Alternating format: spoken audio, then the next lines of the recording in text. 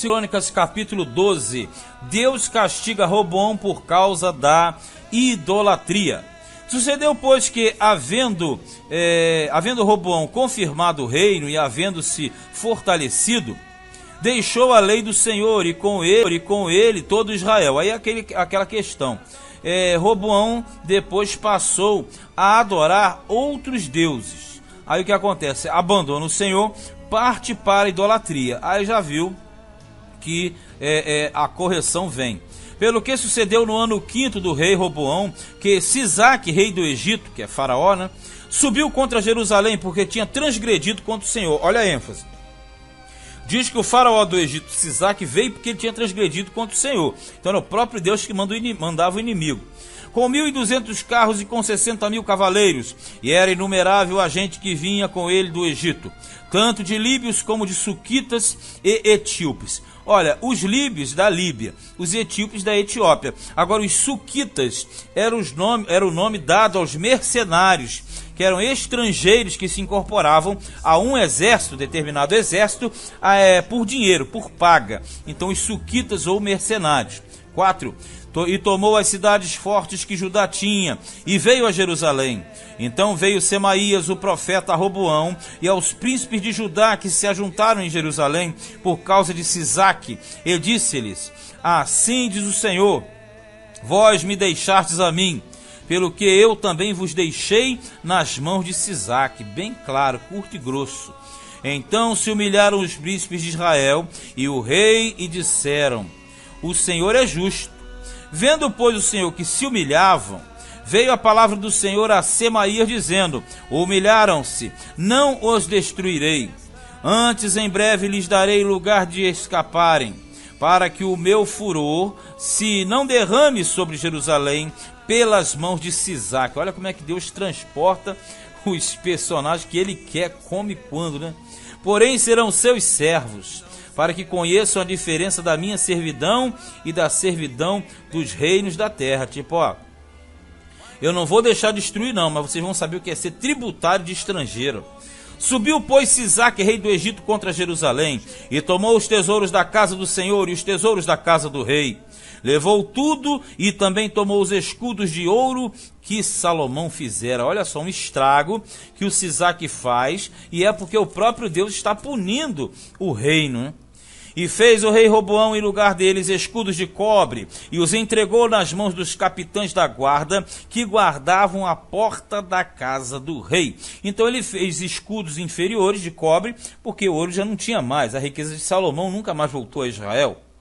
E sucedeu que, entrando o rei na casa do Senhor, vinham os da guarda, e os traziam, e os tornavam a pôr na câmara da guarda. Porque esses escudos, na verdade, quando Salomão fez, ele fez mais para enfeitar, e não necessariamente para ir a uma guerra.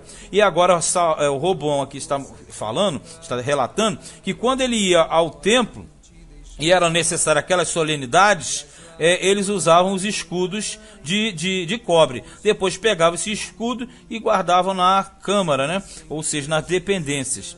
E humilhando-se ele, a ira do Senhor se desviou dele, para que o não destruísse de todo, porque ainda em Judá havia boas coisas. Porque a questão é, conforme vai agravando o pecado e o erro, a punição vai intensificando. Quando eles se humilhavam e retrocediam, automaticamente Deus aliviava a mão também. Fortificou-se, pois, o rei Roboão em Jerusalém e reinou.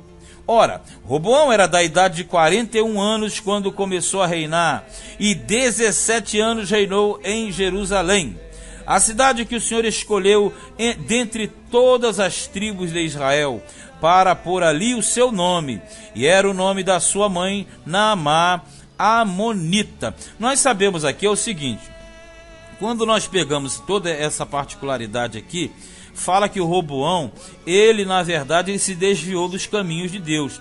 Então aqui fala que ele era da idade de 41 anos quando começou a reinar, e 17 anos reinou.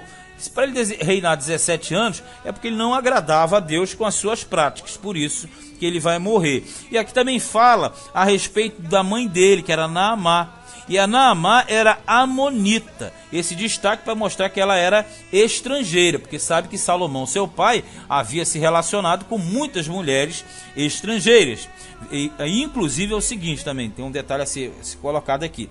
Essas mulheres estrangeiras influenciavam nos seus filhos, fazendo-os com que eles adorassem outros deuses. Também tem esse agravante. Então, na verdade, a corrupção espiritual de Roboão dava-se também pela influência de sua mãe amonita. 14. E fez o que era mal, porquanto não preparou o coração para buscar o Senhor. Quer dizer, não tinha um coração perfeito inteiro para com Deus. Os atos, pois, de Roboão, tanto os primeiros como os últimos, porventura não estão escritos nos livros da história de Semaías, o profeta, e de Ido, o vidente, conforme a relação das genealogias? E houve guerras entre Roboão e Jeroboão todos os seus dias. Quer dizer, guerra, rivalidade entre a casa do norte e a casa do sul. Roboão, Jeroboão. Samaria, depois posteriormente, e Jerusalém, que eram as duas capitais. Agora veja, também termina no 15, falando a respeito que dos atos de Roboão estavam na história de Semaías, que é um profeta da época, e também e de Ido, o vidente. Sempre entra aquela questão, esses profetas, eles faziam registros de seus feitos e atos, e incluía-se ali os reis que eles tinham se relacionado. É o caso aqui de Roboão, como foi de Salomão e de outros tantos que falaremos ou não, mas isso era comum de se acontecer. Versículo 16, e Roboão dormiu com seus pais, quer dizer, morreu, e foi sepultado na cidade de Davi. Cidade de Davi é Sião, uma parte é dentro de Jerusalém.